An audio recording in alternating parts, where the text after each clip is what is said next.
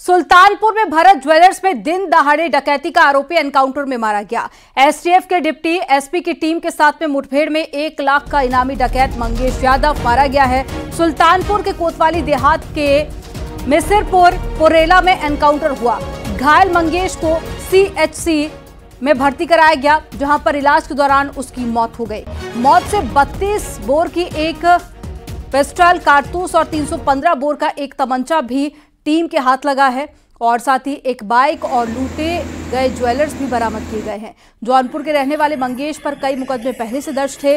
आपको बता दें कि 28 अगस्त को सुल्तानपुर में भरत ज्वेलर्स में दिन दहाड़े डकैती में शातिर था और लगभग 1 करोड़ 35 लाख रुपए की डकैती हुई थी। ये 3 तस्वीरें आपको दिखा रहे हैं सुल्तानपुर की। पहली तस्वीर जब डकैत का एनकाउंटर हुआ, दूसरी तस्वीर आपको दिखा रहे हैं जब अस्पताल में भर्ती कराया गया था और उसकी मौत हो गई थी। तीसरी तस्वीर आपको दिखा रहे हैं, ये पूरा जो ऑपरेशन है वो एसटीएफ की टीम ने किया और ये बड़ी कामयाबी टीम के हाथ लगी है।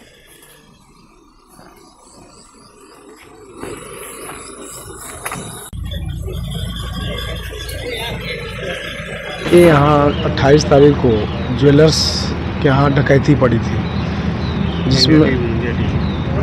जिसमें हम लोगों के द्वारा उसको वर्कआउट करने की टीमें लगाई गई थी। आज तड़के पता चला उसमें 2 बदमाश इधर सुल्तानपुर से जौनपुर की तरफ जाने वाले हैं। इस सूचना पर एसटीएफ टीम द्वारा उन्हें रोकने का प्रयास किया गया। इसके द्वारा उन लोगों ने एसटीएफ टीम पर जान से मारने की नीयत से फायरिंग शुरू कर दी थी। जवाबी फायरिंग में एक बदमाश घायल हो गया था, एक बदमाश भाग गया था, जिससे वहां से प्राथमिक उपचार के लिए हॉस्पिटल के लिए रवाना कर दिया गया था।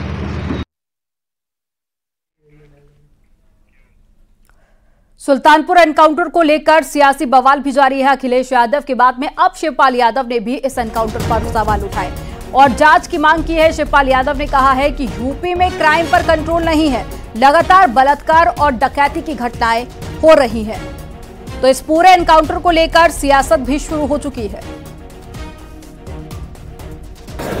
देखिए, इन पे कंट्रोल तो हो नहीं रहा है। घटनाएं देखिए लगातार बढ़ रही हैं। आज भी सुन लिया होगा कि घटनाएं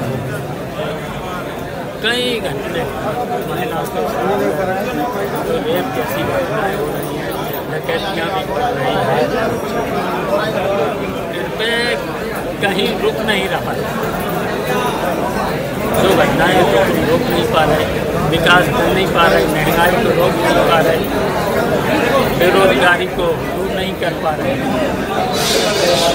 कुछ भी काम नहीं कर पा रहे। आज देखिए जितनी ये इस तरीके की घटनाएं हो रही हैं तो सरकार पे इस तरीके से घटनाओं पर इंगित हो रहे हैं कि इस तरह की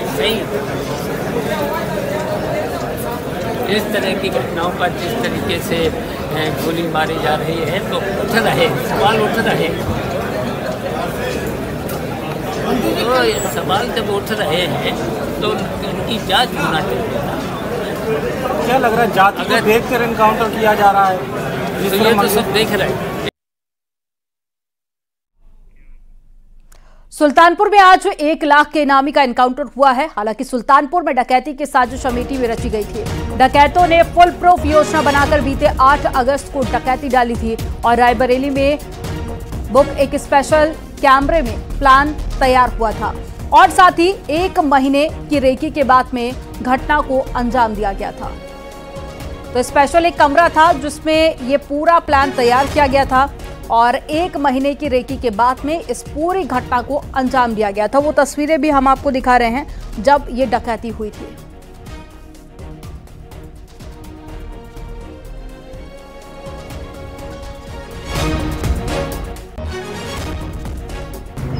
अमेठी और रायबरेली के डकैतों ने सुल्तानपुर में भरत जी सोनी के यहाँ डकैती की घटना को अंजाम देने के लिए एक फुल प्रूफ प्लानिंग की, जिसके जरिए 15 डकैतों ने एक बैठक कर ये रणनीति बनाई और जुलाई के आखिरी सप्ताह में रेकी कर सबकी अलग अलग जिम्मेदारी तय की गई।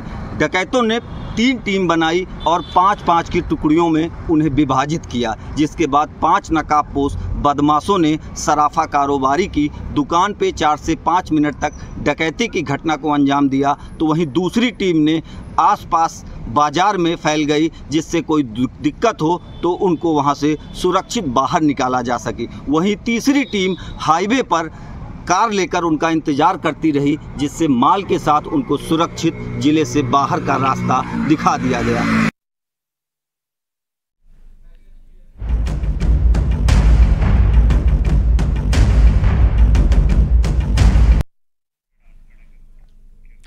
उधर सुल्तानपुर एनकाउंटर पर सियासत शुरू हो चुकी है। सपा अध्यक्ष अखिलेश यादव ने एनकाउंटर में मारे गए डकैत मंगेश यादव के एनकाउंटर पर सवाल उठाए। अखिलेश यादव ने आरोप लगाया कि जात देखकर जान ली गई।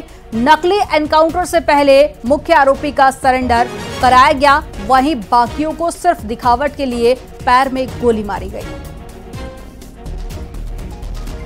तो इस पूरे एनकाउंटर को लेकर अब सियासत भी शुरू हो गई है। अखिलेश यादव ने इस पूरे एनकाउंटर पर सवाल उठाए। उन्होंने कहा कि जात देखकर एनकाउंटर किया गया और इसके बाद में शिवपाल यादव की तरफ से भी एनकाउंटर को लेकर सवाल उठाए गए हैं।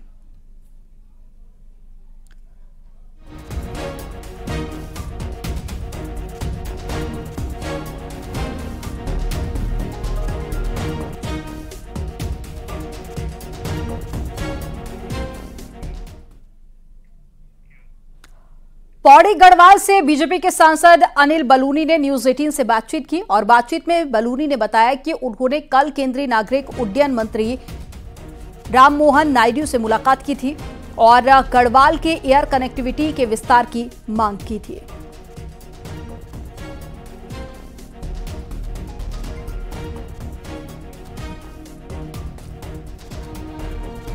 तो ये तस्वीरें आपको दिखा रहे हैं मुलाकात के दौरान की। ये तस्वीरें जब एयर कनेक्टिविटी को लेकर मांग की गई है उड्डयन मंत्री से।